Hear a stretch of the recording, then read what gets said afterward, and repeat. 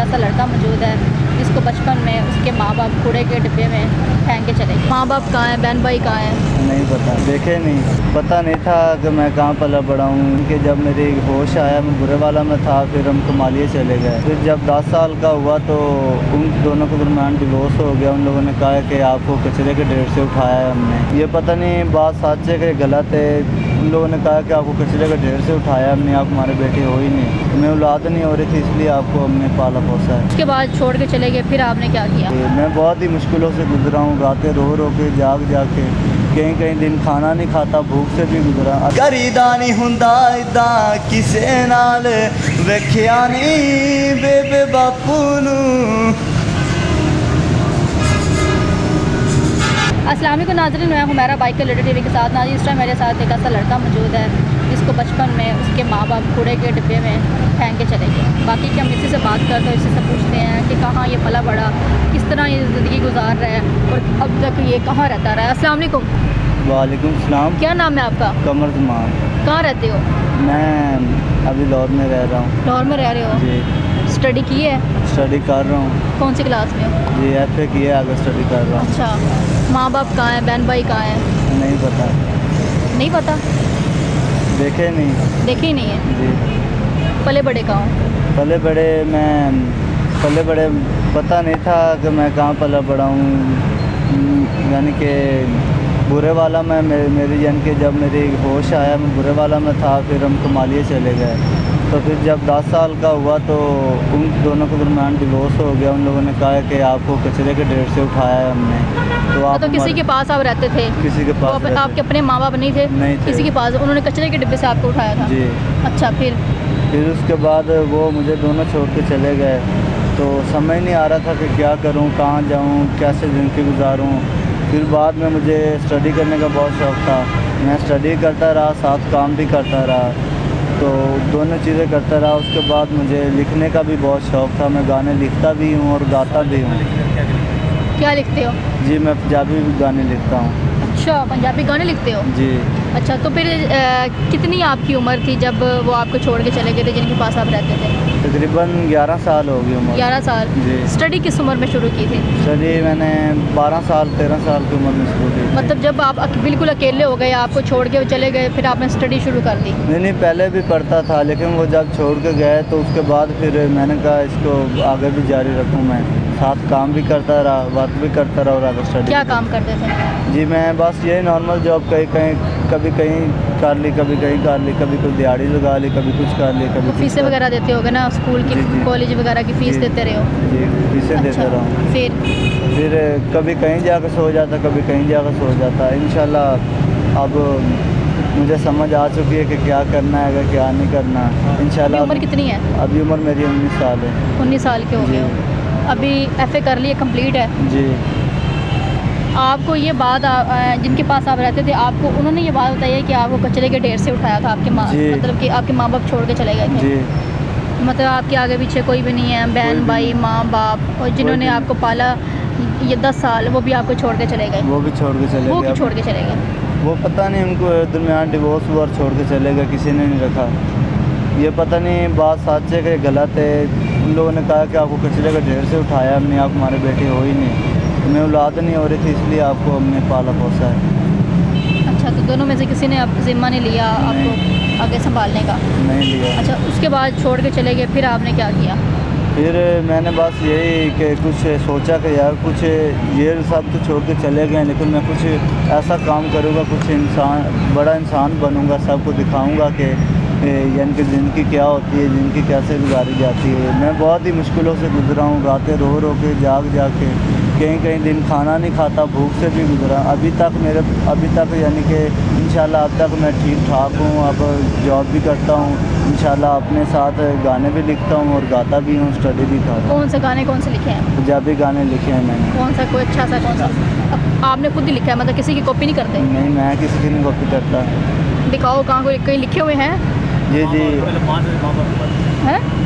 जी, मैं गाने लिखे हुए हैं, ये देखो अभी तक यानी कि 2 मेरे गाने कंप्लीट हैं और ये जो गाने हैं ये मैंने अभी लिखे हैं 10 मिनट पहले।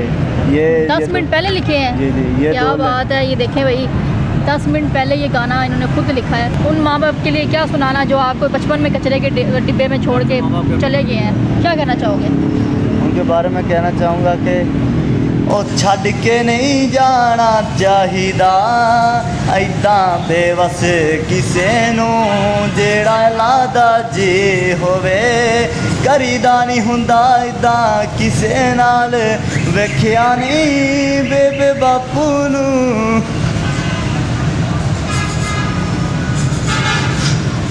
ओ वेखिया नहीं बेबे बापू नूं किद्दां हुंदा ए मां प्यार दा रब्बा किसे नाल ऐदां ना करे जिद्दां मेरे नाल होया मेरा भी दिल करदा है कि बेबे बापू नाल रवां मेरा भी दिल करदा है कि बेबे बापू नाल रवां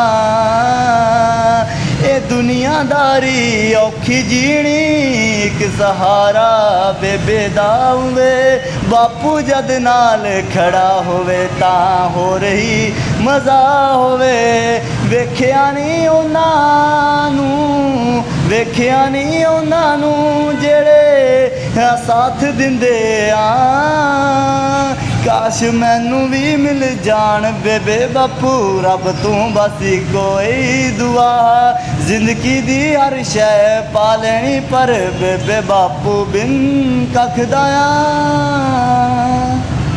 क्या बात है, खुद लिखा है? जी खुद लिखा है। मैंने बहुत सारे गाने लिखे हैं, तकरीबन 400-500 से भी ऊपर लिखे हैं। गाने खुद के लिखता हूँ, खुद राइट करता हूँ, स्ट्रगल करता रहता हूँ। कभी मुझे 1-2 ऑफ़र भी आई थी सरकारी जॉब की, लेकिन मैंने ठुकरा दिए। मैं एक टॉप स्टार बनना चाहता हूँ, इंडस्ट्री की जान बनना चाहता हूँ। और आपको पता है कि यहाँ पर हमारी जो पाकिस्तान की इंडस्ट्री है, यहाँ पर टैलेंट की कदर नहीं करते, फिर आपने गवर्नमेंट जॉब ठुकरा दी है। इनके बारे में भी लिखा है। क्या जी क्या लिखा है?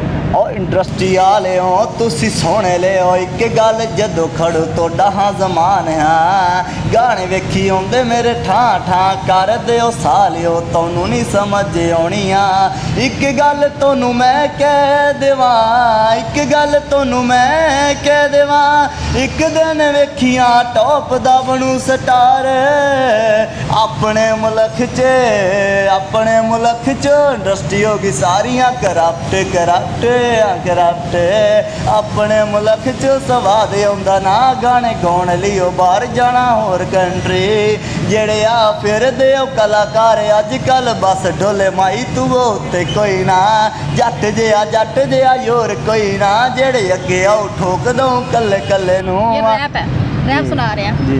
अच्छा, गाने भी खुद लिखते हो, खुद ही गाते हो, कहीं अभी तक किसी ने प्रमोट नहीं किया? नहीं किया, अगर कोई करे इंशाल्लाह उसको मुझे बस इतना चाहिए कि बस थोड़ा बहुत पैसा, लेकिन इंशाल्लाह मुझे ये पता है कि जब कोई मुझे प्रमोट करेगा ना तो इंशाल्लाह उसको मैं गाने गाऊंगा उसके लिए और इतने ज़्यादा हिट गाने गाऊंगा कि वो सोचता रह जाएगा कि अब ये क्या हो गया, यानी कि पैसा इंशाल्लाह बहुत।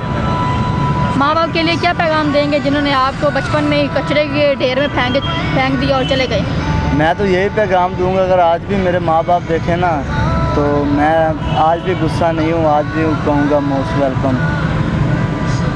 जैसे वो माँ बाप हैं, मुझे समझ नहीं आती कि कुछ माँ बाप होते हैं अपने बच्चों को पढ़ाते लिखाते पढ़ा करते हैं और वो उनकी नाकदरी करते हैं, उनके साथ बुरा सलूक करते हैं और वो फिर बाद में कहते हैं कि ऐसी औलाद से ना औलाद हमारे पास ना ही होती। कुछ औलाद ऐसी होती है, जैसे ये देखें इस बच्चे को इसके माँ बाप ने बचपन में कूड़े के ढेर में फेंक दिया और फेंक के चले गए। अब वो बदकिस्मत माँ बाप हैं, ये बच्चा कितना टैलेंटेड है, इसमें कितना टैलेंट है, खुद गाने लिख रहा है, खुद गा रहा है और उसके अलावा साथ स्टडी भी कर रहा है, खुद कमाता है, उस पर भी जो कमाता है वो फ़ीस वगैरह दे के स्कूल में कॉलेज में अपनी तालीम हासिल की है, FA कर ली है, अगर भी तालीम इसकी जारी है। तो मैं यही कहूँगी कि अभी तो उसको पता नहीं माँ बाप किधर होंगे किधर नहीं होंगे, लेकिन जहाँ भी होंगे उनको मेरा यही पैगाम है कि अपने पहले इस तरह ही काम किया ना करें, अगर कर लेते हैं तो फिर इस तरह अपने बच्चों को लावारिस फेंका ना करें। इसी के साथ मुझे इजाज़त, अगली वीडियो में मिलते हैं, तब तक के लिए अल्लाह हाफ़िज़।